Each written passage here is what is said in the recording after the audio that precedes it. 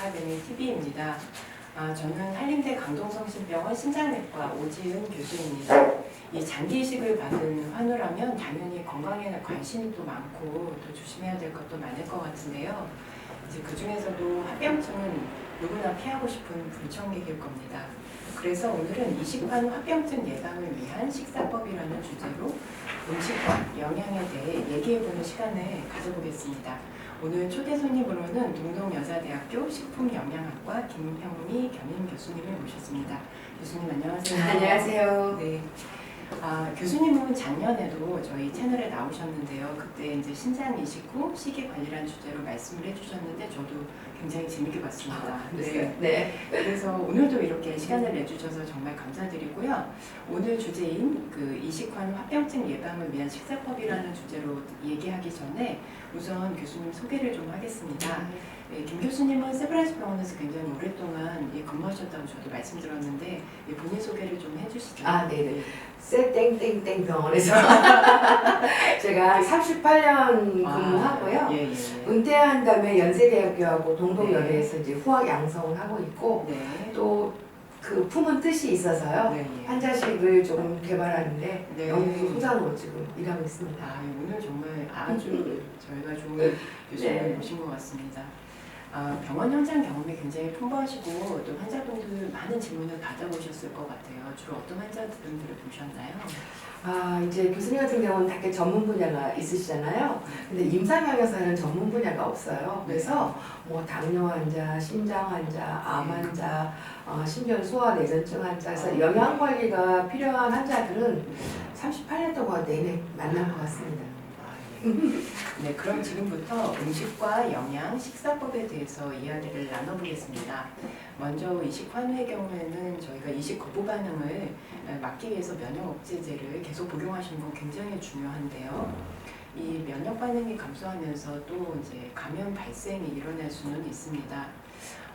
이식 환우들은 당연히 감염을 피하고 면역력을 높이는 음식, 식사법 이런 데 관심이 많고 질문도 많이 받아보셨죠. 네. 그래서 어떤 질문들을 많이 하시고 또 교수님 어떻게 생각하시나요? 이제 코비드 네. 시대가 되면서 네. 그 면역력해서 굉장히 막 다양한 식품들을 많이 소개들도 네. 하고 막 그러죠. 네. 근데 만약에 교수님은 거꾸로 질문 하나 해드려요. 환자가 면역력이 있다 네. 없다를 네. 어떻게 판단하세요? 저는 일단은 이게 면역력을 잘 유지하기 위해서는 건강한 생활 습관, 그다음에 건강한 영양 상태를 잘 유지하는 게 굉장히 중요하다고 생각하고 환자분들이 이제 검사하고 오시면 네. 제가 먼저 단백질과 알부민 수치를 보고 또 환자분 체중이 적정하신지 이런 것들을 평가하면서 진료를 보고 있거든요. 네. 그래서 그 면역력에 관계된다 하면 사람들이 뭐 홍삼을 먹었나 뭐 좀 잘 모르겠지만 여러 가지 다양한 건강식품을 드시는데 제일 중요한 영양소는 단백질이에요. 왜냐하면 면역을 이제 그 외부에서의 방어, 그러니까 외부의 어떤 나쁜 인자들이 들어오면 방어하는 시스템이잖아요. 그 시스템들의 재료가 바로 단백질이거든요. 근데 면역력은 매일매일 소모가 되기 때문에 면역 체계들이 매일매일 단백질을 이제 보충이 되어야 되는데 그런 단백질이 우리 몸에서 자연스럽게 나오면 얼마나 좋을까요? 안 나오죠. 그래서 매일매일 단백질을 먹어야 되고 근데 그러다 보니까 단백질 식품을 이제 꾸준히 먹어주는 게 제일 중요합니다.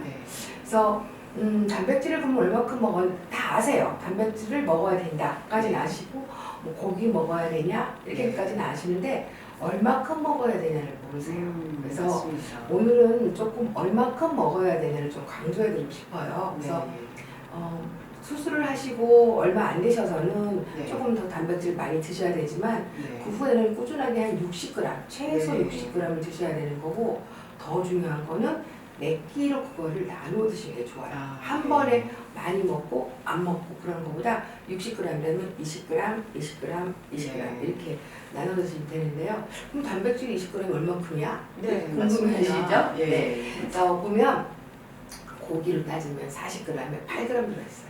그러니까 이제 그러니까 고기 무게 40g이면 단백질은 8g. 8g밖에 안 들어있어요. 그렇게 이해를 하셔야 되겠네요. 맞아요. 계란 경우에는 한 개에 8g. 네. 거의 비슷해요. 그리고 두부 80g. 두부가 보통 한뭐 400g 나오고 300g 나오죠. 예. 네, 그래서 보통 그거 한 조각 반 정도가 네. 그렇게 되고요. 또 생선 같은 경우는 5cm 네. 크기의 한 요 정도의 한 토막. 네. 그러니까 많지는 않은 거죠. 네. 그런 거가 그러네요. 8g이라고 들으셔서 네. 그걸 기억해주셨다가 그런 걸 한 끼에 2개 정도만 드시면 아. 16g 네. 되죠. 네. 그다음에 밥에도 단백질이 있어요. 아, 예. 그렇다면서요? 네네. 네. 그래서 70g에 2g. 네. 그럼 오. 보통은 140g 드시면 4g. 네. 그렇죠. 210g 먹으면 6g. 그래서 네. 고기 더해지고 예. 그리고 채소에도 있습니다. 아, 채소에도 단백질이 네, 많이 네. 있나요? 네. 많지는 않아요. 70g에 2g.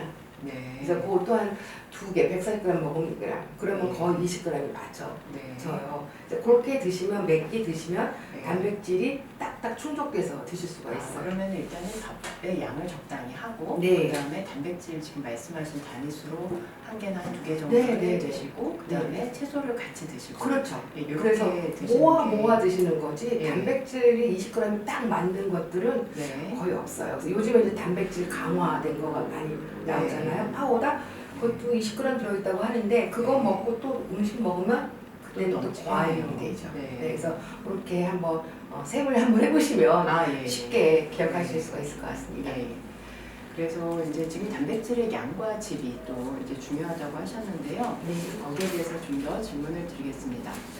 사람들 중에서는 또 고기가 안 좋다. 네, 그렇게 말씀하시는 분도 계시고, 좀 실제로 뭐 비거니즘, 그래서 식물성 그 단백 위주로 식사를 하시고, 또 콩으로 섭취하겠다. 이렇게 네, 말씀하시는 네. 분들도 또 사실 계신 것 같아요. 네. 그건 정말 제가 네. 말씀드릴 게 예, 많죠. 예. 왜냐하면 정말 비건이 요즘 아주 유행이에요. 네, 그래서 맞아요. 사람들이 그냥 네. 아무 생각 없이 따라가세요. 아, 비건 그리고 네. 환경을 뭐 또 좋게 한다 네. 뭐 이렇게 생각하시는데 네. 좀 촘촘히 따져볼 필요가 있는 거 봐요. 네. 우리 몸에 필요한 단백질이 네. 중요한 게 더 중요한 그 안에 있는 필수 아미노산이거든요. 네. 그래서 우리 몸에서 단백질을 만드는 건 아미노산으로 만들어요. 네. 아미노산 이렇게 그 유전자에 의해서 이렇게 리팅한다고 저희 표현해드리거든요. 네. 근데 20여 종의 아미노산이 있는데 그 중에 9가지는 우리 몸에서 만들어지지가 않아요. 반드시 섭취가 필요하죠. 그렇죠. 그게 필수 아미노산이라고 네. 하는데 이 9종이 동시 충족이 돼야지만 의미가 있는 거죠. 그렇죠. 근데 동물성은요. 네. 동물성 단백질 아까 제가 말씀드린 고기나 이런 것들은 그 네. 필수 아미노산이 다 갖고 있어요. 네. 근데 식물성 단백질 아까 제가 밥이나 채소도 있습니다. 네. 근데 그 단백질은 예. 한두 종류가 빠져 있습니다. 네. 그래서 재료가 좀 부족하다 이렇게 볼 수도 그렇죠. 있겠네요. 그렇죠. 그래서 네. 일단 종류 질에서 조금 떨어진다. 네. 이렇게 보시면 되고 네. 양적인 면에서는 제가 아까도 말씀드렸지만 40g에 8g, 네. 밥에 70g에 2g. 네. 그러면 어느 게 더 많으세요? 고기에 훨씬 그렇죠. 많이 들어있네요. 그렇죠. 그래서 네. 우리 아까 제가 하루에 60g 정도 먹으셔야 됩니다라고 네. 말씀드렸잖아요. 네. 그럼 60g 충족하려면 극단적으로 얘기하면 밥이나 채소로 먹으면 거의 3kg 정도를 먹어요. 와, 너무 많으네요. 소처럼 하루 종일 먹어요. 네. 소처럼 하루 종일 그러네요. 우물우물 네, 이렇게 네. 하셔야 되는 거고요. 네. 이제 고기를 먹는 극단적 고기만 먹는다면 300g 정도 먹으면 네. 충족이 되니까 이제 이게 양과 예. 질에서의 그 차이가 확연히 느껴지시죠? 네, 예, 예. 그렇다고 해서 뭐 식물성만 먹어라, 동물성 음. 먹어라 아니고 일상에서는 그냥 1대1 네. 내지 1대2 정도 드시면 좋습니다. 아, 네네. 아, 그렇군요. 근데 동물성 단백질의 경우에는 또 다양한 종류로 저희가 이제 음식을 섭취할 수 있는데요. 네, 소고기나 뭐 돼지고기도 있고 또 가금류 하면은 네, 닭고기나 오리고기 뭐 이런 네. 것도 있고 네.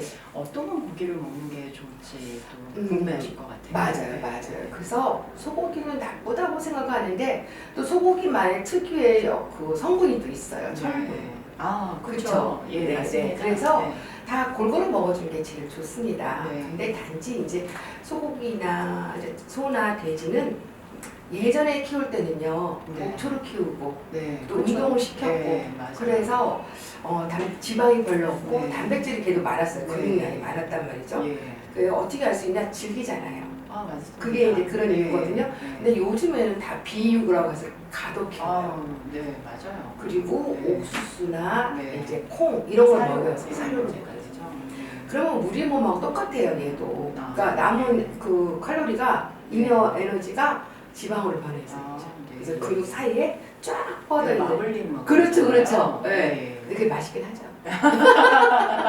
그래서 그게 좀 주의가 필요한 거예요. 그래서 그런 어떻든 그래도 40g 정도. 네. 이왕이면 살코기로 네. 이렇게 먹으라는 거고, 네. 그다음에 뭐 한 닭고, 끼에 그렇죠? 아니 하나 두 개, 그거를. 예. 그리고 이제 닭 같은 경우는 네. 가슴살은 정말 없어요, 기름이.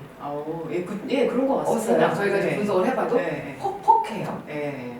그래서 그냥 다이어트 하는 사람들이 그냥 막 먹는 거죠. 근데 우리 한우들은 다이어트 할 필요 없으시잖아요. 근데 이제 닭껍질에는 조금 이제 포화지방산이 많이 있죠. 닭껍질을 좀 피하시는 게 그렇죠. 좋겠네요. 오리도 네. 그렇고. 그래서 네. 동일한 양이에요. 40g인데 이왕이면 지방이 없는 부위로 네. 하는 게 좋겠다라는 거고, 네. 그다음에 생선이 이제 좋죠. 네. 아무래도 생선은 오메가 3가 많아요.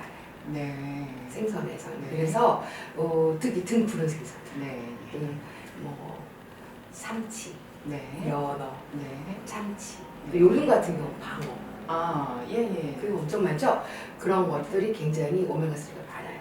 그래서 네. 한 50g 정도를 이제 한 2토막 정도 드시면 되는데, 그 정도를 일주일에 2번만 먹어도 심혈관을 예방한다고 하잖아요. 그러니까 저희가 굳이 이렇게 또 다른 영양식품 통해서 섭취하시는 것보다 건강한 생활 습관, 그렇죠. 음식으로 섭취하는 네, 게 네. 충분하군요. 그렇죠. 그래서 이렇게 네. 먹으면 되는데, 단지 그런 것들은 네. 그 퓨린이 높거나 네. 그렇죠. 통풍이 있는 분들만 아. 조금 주의하시면 되고, 네. 그래도 흰살 같은데 오메가3가 높은 생선을 드려 제가 발견했지 않습니까? 뭡니까 그게? 임연수. 네. 그게 굉장히 오래전부터 있어온. 네. 고등어가 1등이고요. 네. 2등이 임연수예요. 그렇군요. 네. 그리고 제가 네. 임연수가 껍데기가 있어서 거기에 오메가3가 맞나? 그랬더니 아니에요. 저희가 분석했더니 껍데기를 떼고 분석하고 껍질째 분석. 껍질 안 드시는 분들도 네. 많으시잖아요. 껍데기 없어도 맛있어요. 네. 있어요. 예. 그래서 그런 것들이 네. 생선류를 2-3번 정도 이렇게 드시고, 네. 계란도 괜찮습니다. 아. 계란이 사실 단백가가 최고예요. 그렇죠. 네, 그래서 그런 것들 드시고, 또 두부나 콩 같은 경우는 20g, 이 8g 정도 들어있어요.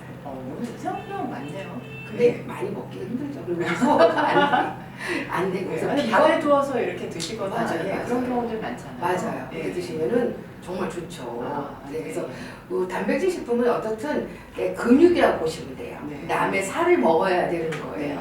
네. 네. 그렇게 이해하시면 좋겠고, 사실 우유를 단백질 식품이라고 이제 생각하시는 분 많은데, 우유는 200ml에 6g밖에 안 들어있어요. 그렇군요. 네, 거의 그래서- 한 컵 다 드셔도 그렇죠. 그러면, 네, 그래서 단백질보다는 그 친구는 칼슘 때문에 먹는 거예요.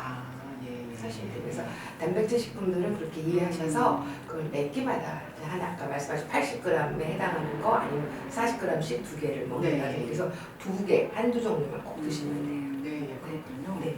그래서 이 저염식을 꼭 하셔야 되는 환우가 아니시라면은 이렇게 단백질을 잘 섭취해서 드시는 게 중요하고, 또 단백질 드실 때도 이 포화지방산이 높은 쪽은 좀 피하시고, 그렇죠. 네, 그렇게 해서 드시는 게 또 중요하겠네요. 네. 근데 저는 이제 요 정도 양을 딱 본인이 잘 알아서 먹는다면 네. 굳이 막 포화지방산을 걱정할 정도까지는 안 먹어지는 거니까. 네.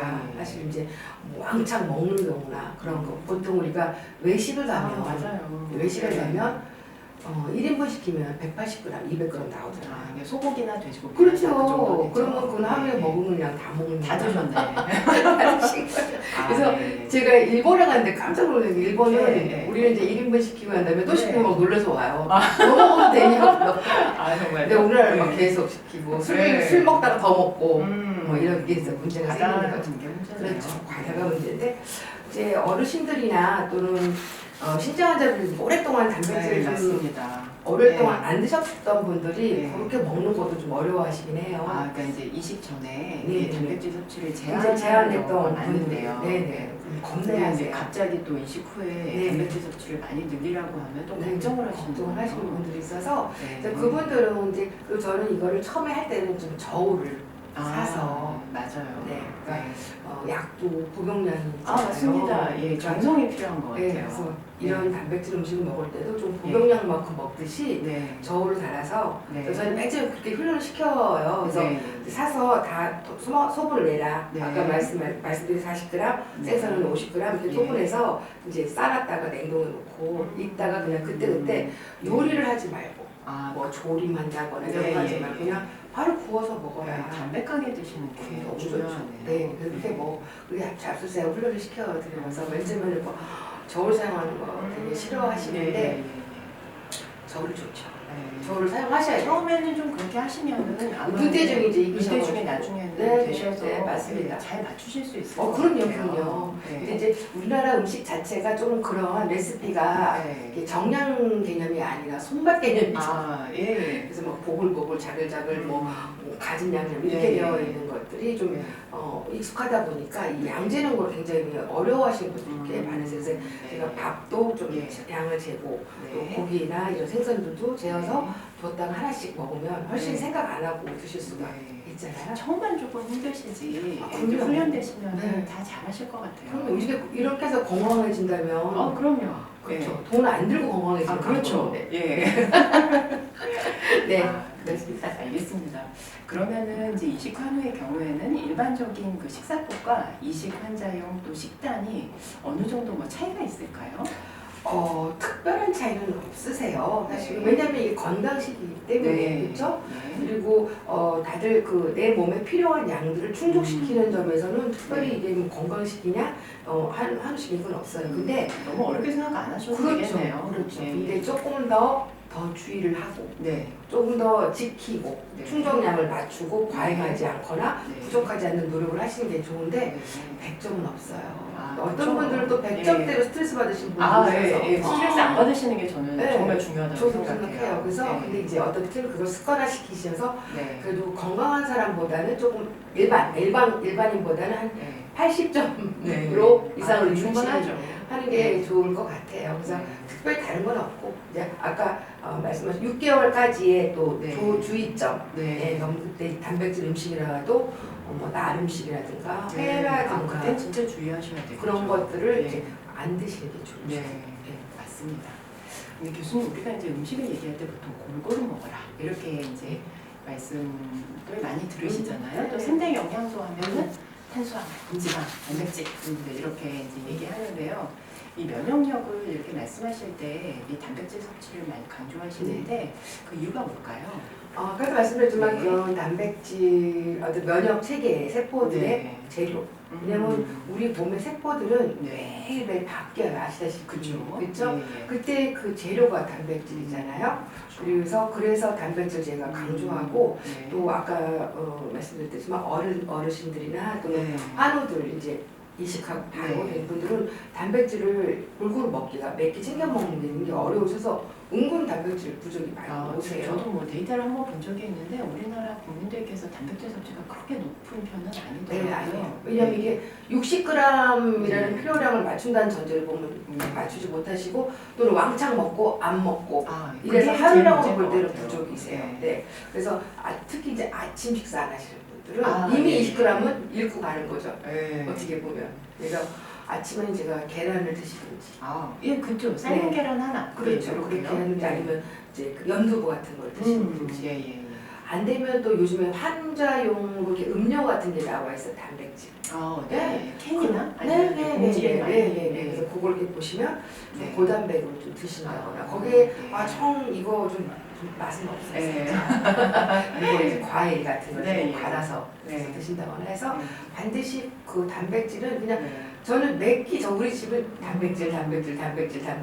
사실 저희 집도 환자가 있어요. 저희 남편이 환자예요. 당뇨 환자인데 한참 동안 안 먹었었어요 단백질을. 네. 본인 만들어 하다가 네. 넘어지더라고요. 근육이 다 빠져가지고. 그래서 요즘에는 엄청 본인도 챙겨 먹는데 이렇게 매끼 챙겨 먹는 게 제일 중요해요. 다른 건 없어요. 알겠습니다. 네. 그래서 이제 저희가 좀 의식을 해서 챙겨 먹어야 하는 영양소가 단백질이다 이렇게 네. 말씀을 해주셨고요. 다시 이제 이식 얘기로 돌아가겠습니다. 저희가 이제 이식 후 거부 반응이 많이 일어나는 첫 1년 때 그때는 또 식사 관리가 더 중요한데요. 이 시기에 환자분들이 식사 관리에 좀 신경을 어떤 면에서 더 쓰시는 게 좋다 이렇게 얘기해 주실 수 있나요? 그러니까 그동안에 이제 단백질을 안 먹었던 분, 또 네. 싱겁게 먹으셨던 네. 분들, 또 뭐 이런 분들이 네. 식사가 환경이 바뀌는 거를 잘 인식을 못 하시거나 네. 설명을 드려도 그게 어떻게 바뀌는지 모르세요. 네. 그래서 그때 조금 이제 잘 운영하셔야 될 것 같고 네. 6개월까지는 아무튼 면역 억제제를 엄청, 아무래도 예, 높게 세게 갈 먹죠. 수밖에 없죠. 네. 예. 그래서 그때 이제 가장 위생 사고가 많이 나세요. 그래서 네. 단백질 아까 회 같은 거 안 드시고 네. 또 좀 위생이 담보된 그런 네. 외식을 하는 게 좋겠다. 네. 그리고 이제 뭐 이렇게 좀 고기라든지 익혀 드시는 게 제일 그렇죠, 중요하군요. 그렇죠. 예. 네. 그리고 이제 과일 같은 경우도 네. 껍질을 다 까서 먹는다거나 예. 네. 그런 노력을 조금 하시고 음. 그다음에 이제 칼륨이 또 높아지시는 분들이 좀 초반에는 좀 있을 수 있으시죠. 있죠. 그래서 예. 그때는 이제 그러신 건 아니지만 네. 예. 그런 분들의 경우는 너무 네. 생야채 같은 거라든가 네. 또 그때 또 빨리 건강해지고 싶으셔서 네. 농축됐던 것들을 아 무슨 집 같은 거요? 네. 그렇죠. 네. 많이 드세요. 그래서 그럴 땐 정말 피해야 되겠네요. 네, 그런 거를 좀 네. 주의. 그래서 저희 병원에서도 매번마다 거기에 써놨었어요. 네. 뭐 먹지 마세요. 근데 네. 이제 꼭 이렇게 태어나실 때 되면 네. 전문가들의 말을 안 들으세요. 어. 왜 이렇게 주변 사람들 많이 듣고 뭐 이렇게 이상한 걸 아니, 드시고 궁금하신 건 많은데 사실 네. 알려주는 데는 별로 별로 없어서 없고 그런가? 그러니까 아, 환자분은 뭔가를 해서 잘 지내시고 싶은데 그런 마음이실 것 같아요. 내가 그래서 이해를 해서 제가 그냥 네. 막 적어드리고 빨간 펜 그어드리고 네. 막 이런데 그걸 잊어버리세요. 그러면 제가 막 닦아드시고 오셔가지고 고개 푹 숙이고 아 너무 안타깝습니다. 네. 아 근데 이제 저희가 또 흔히 그러니까 쉽게 이제 워낙 요즘에 바쁘잖아요. 그래서 이제 나가서 쉽게 사 먹을 수 있는 게 뭐 김밥, 뭐 샐러드 아니면은 또 샌드위치 네. 이런 것들인데 그런 것들도 좀 조심해야 된다면서요. 네, 면역 한 1년 정도까지 조심하시면 네. 좋겠고 샐러드만 이렇게 야채만 있는 거가 아니라 네. 계란 같은 거, 네. 닭고기로 섞여 있는 이런 네. 것들은 좀 그러니까 단백질 음식이 또 문제가 되는 게 네. 폐가 되면 독소를 발견하는 아, 이제 네. 문제가 돼요. 김밥, 네. 그래서 이게 단백질 식품이랑 채소로 섞여져 네. 있는 것들이 네. 위험하죠. 아, 그리고 네. 이게 꼭 여름뿐만 네. 아니라 예. 겨울에도 따뜻하잖아요, 실내가. 아 요즘에 맞아요. 그렇습니다. 진짜. 네, 그래서 네. 주의를 해야 되고 네. 또 그냥 야채 샐러드 같은 경우도 이게 사서 드신 경우에는 어떤 문제가 있냐면 노로바이러스 때문에 아, 이게 예. 물 사용 그래서 잘못 세척했을 경우에는 네. 이제 그런 바이러스 문제가 생기더라고요. 그래서 꼭 한 번 더 네. 집에서 세척을 해서 네. 드시는 게 좋겠다라는 거.